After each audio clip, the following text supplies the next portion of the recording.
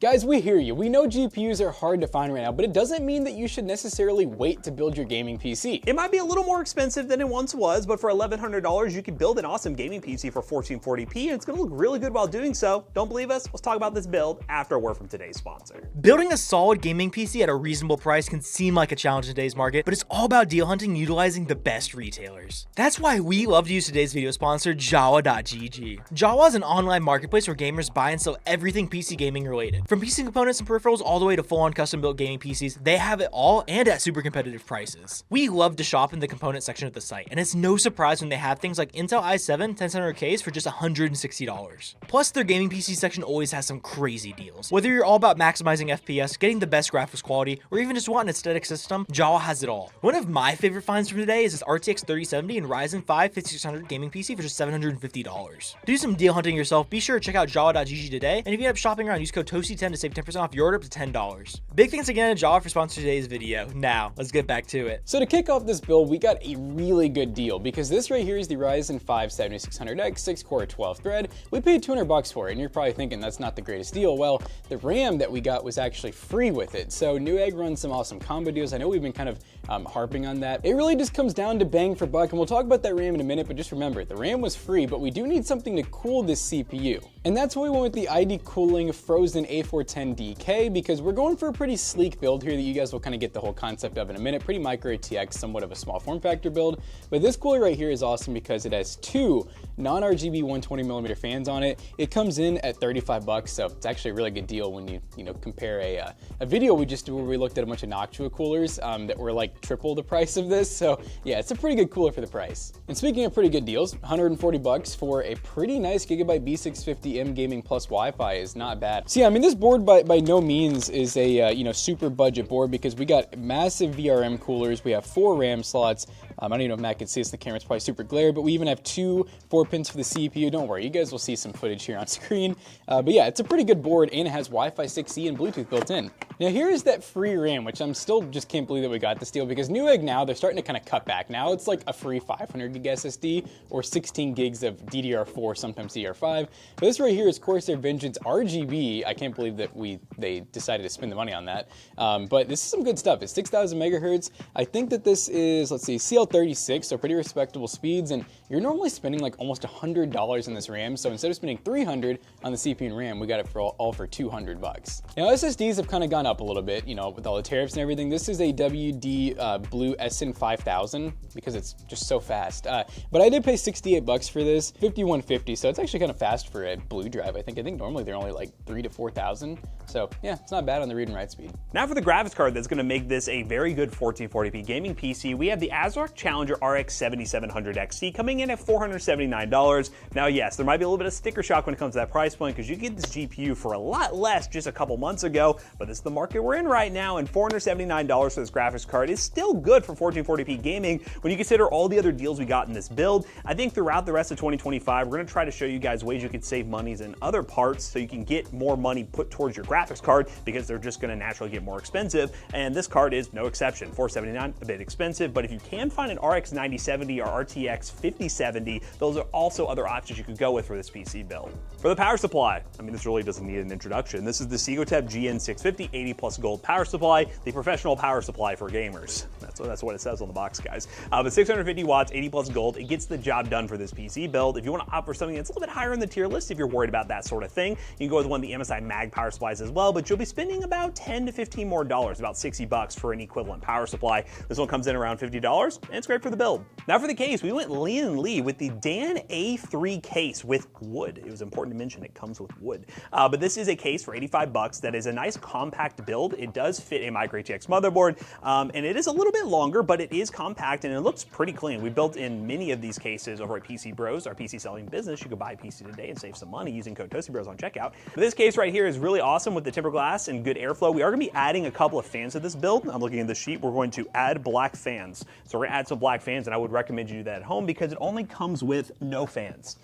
It only comes with no fans. So you will want to add some fans. We're probably going to have 2 in the bottom and 1 in exhaust, and then we'll have our CPU cooler, and we'll be doing really good. We got to build the PC, see how this performs at 1440p gaming in 2025. Let's get to it.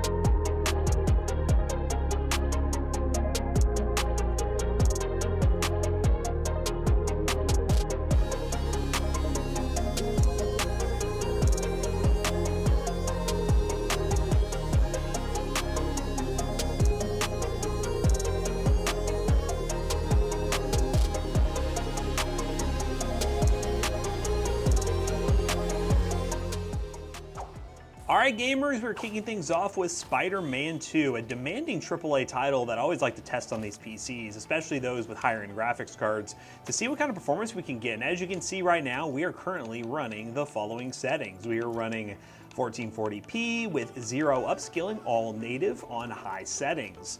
No ray tracing as well. I know I've seen more comments of people saying, we'll test ray tracing on Spider-Man. On the modern NVIDIA cards, yeah, we could probably do that a bit more. But on these 7000 series AMD GPUs, especially, well, this model in particular at 1440p, it's not a great experience. I will say AMD has made major strides with their next gen in the 9070 and 9070 XT when it comes to RT performance. But this GPU in particular will struggle to hold that 60 FPS mark without some frame gen and major upscaling, which you can do if you want to, but personally I think just running high details without RT, perfectly fine in this game. But yeah, this is a good example of if you're going to play 1440p gaming in a game like this, you're going to want that extra 12 gigs of VRAM because we're currently at 9.4 gigs of VRAM being used, which again is not the maximum 12, but it is on the higher end of things. And other AAA games might get closer to the 10 to 11 VRAM mark when it comes to the amount of gigs used on your graphics cards. So it's always good to have 12 gigs of VRAM, especially if you're trying to play 1440p, and the 7700 XT is definitely capable of that. Just so you guys know, we're going to go ahead and turn on a little FSR. If for some reason you're like, you know, 60 is not enough for me, I want a little bit more, we'll run FSR on quality, and we'll see what we end up getting here. So let's apply changes. And we're getting about 90 to 100, few dips here and there. So if you're getting a few dips below 60, turn on some FSR at 1440p, you won't notice a major difference in terms of visual quality. I will say 1440p with FSR and even DLSS on the NVIDIA side of things, it's really hard to see a difference, and it does help your performance quite a bit. So turning FSR on, don't be afraid to do that and give it a shot.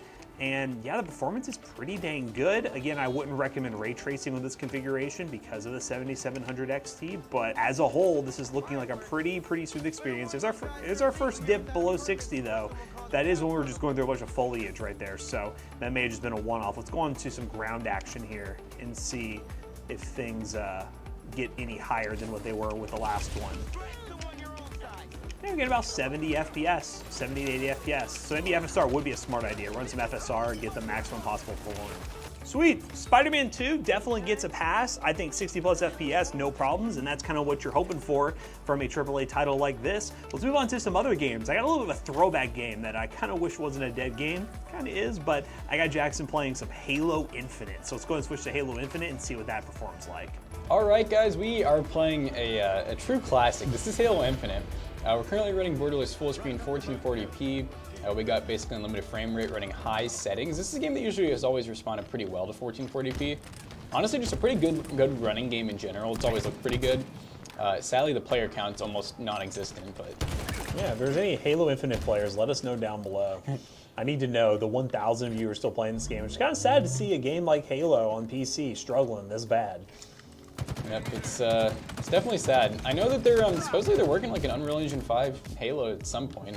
Although I don't have much hope for it. It's a good example of maxing out that 7700 XT. Even at 1440p, you're using almost 11 gigs of VRAM. So, oh my god, good thing we have 12, especially on high settings, because we're eating it up. Yeah. Thank God he missed his melee on me. Oh my god. Please. Get him. Oh my god. Oh. Yeah. He didn't win that. Ooh, hold up, chat. Hold up, chat. Oh god, we were about to cook up, and then there was 8 of them on me. Best time to do it. Dude, that was a well-placed grenade. Oh, GG's. All right, well, we didn't win, but the PC, I mean, Halo Infinite's definitely still a AAA title, even though it doesn't have a lot of players. We still get over 100 FPS at high settings. So we're gonna run a bunch of other games at 1440p, show you guys the full limits of this PC. But yes, we know things are more expensive right now, but we still think for $1,100, you're getting some solid price performance. Even though it could be cheaper, it's still a pretty good option. Let's run those benchmarks and wrap this video up real quick.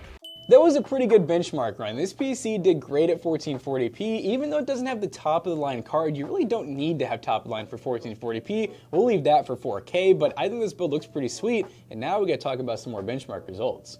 We ran a bunch of different games this time to really stress this thing at 1440p. First up, we ran Black Myth Wukong 1440p high settings with FSR, got an average of 68 FPS, a max of 80, and a minimum of 21. Horizon Forbidden West at 1440p high settings with no upscaling, got an average of about 60 plus FPS. We ran Claire Obscure Expedition 33 at 1440p high settings with a little TSR upscaling. We only got an average of about 50 to 60 FPS with a few dips into 40s. I would definitely run medium settings on this game with the 7700 XT. And we also ran CS2 1440p low settings. It got a crazy average of 549 FPS with a 1% low of 196. You'll have no problems with your esports titles with this PC. And the 3D Mark score for this PC ended up being 15,135, which at the $1,100 price point is a 7 cent per point score. But all in all, again, this PC is more expensive than it was just a year ago. I mean, 7700 XTs have gone up in price, but really everything has gone up in price. So if you didn't take our advice back then and build a gaming PC and you want to build one now, you can't build this for $1,100 and we still think you're getting solid price to performance. But I want to hear from you guys. Would you build a gaming PC with these specs in 2025? Let us know in the comments down below.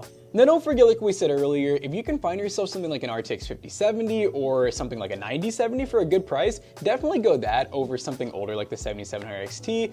And another thing too that you guys may be wondering in the B-roll is this right here is a 3D print. I just designed it in Bamboo Labs. Really simple. I think it looks really nice and it cleans up the cable management. And lastly, this PC right here will be used in a 1440p setup coming up pretty soon.